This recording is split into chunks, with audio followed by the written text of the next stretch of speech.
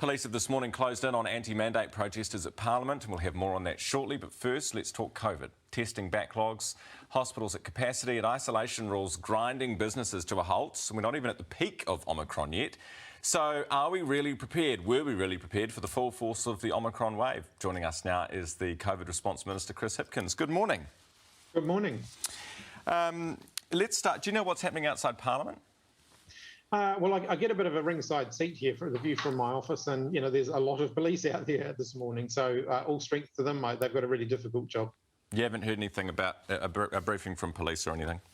No. Look, I don't get briefed on those sorts of things. Those right. Ultimately decisions for the police. I wish them all the best. They've obviously got a tough day ahead. Have you received advice on when the mandates can end, when all restrictions can be lifted, when we move out of the red traffic light system? Have you asked for advice on dates for those things? Ultimately, yes, we keep that under regular review. What have they said? What are the dates that they're proposing at the moment, Minister? Well, if you look at the court case from last week, for example, where the mandate around the police and around the Defence Force was actually overturned by the courts, the advice that we've had back from the police already is actually the mandate has served its purpose and they don't think that they're going to need another one. Defence, on the other hand, have indicated that they do think that they'll need to do something because when they deploy internationally, and particularly to the Pacific, they often need to require people to be vaccinated before they can be deployed. So it's more complicated for them. But we keep all of those under regular review.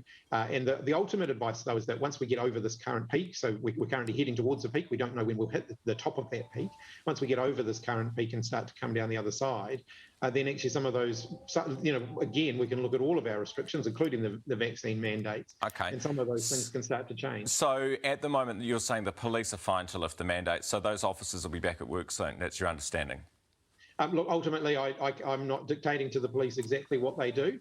That's up to them. But in terms of the mandate, at this point, I'm not envisaging an additional mandate being put in place for the police. So it's basically null and void at this point. For the rest of the mandates, are you working to a date? What's the advice on a date for lifting them? It really varies by workforce. So if you look at our health workers, for example, they're likely to be in this and dealing with this for some time. And so there's a strong case there for that to be in place for longer. Some of those other workforces, it may be that we move sooner on those. What sooner?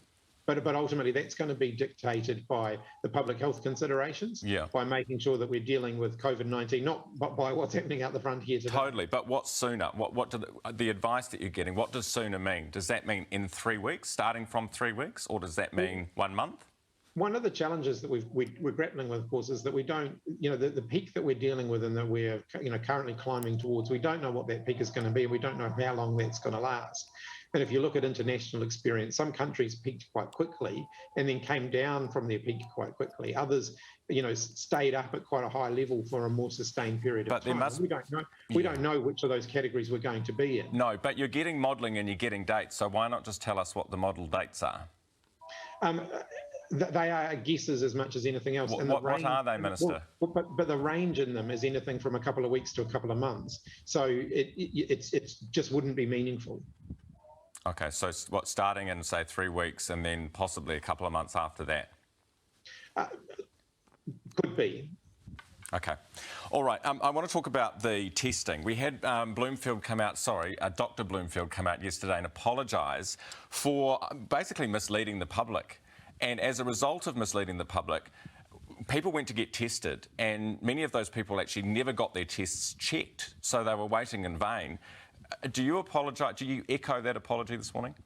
Oh, absolutely. And, that they will get a result, but it's often, well delayed beyond what we would reasonably expect. The targets certainly are not being met there.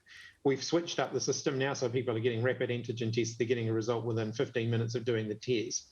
And that's a huge improvement. And as a result, we're getting a lot more test results and much more quickly.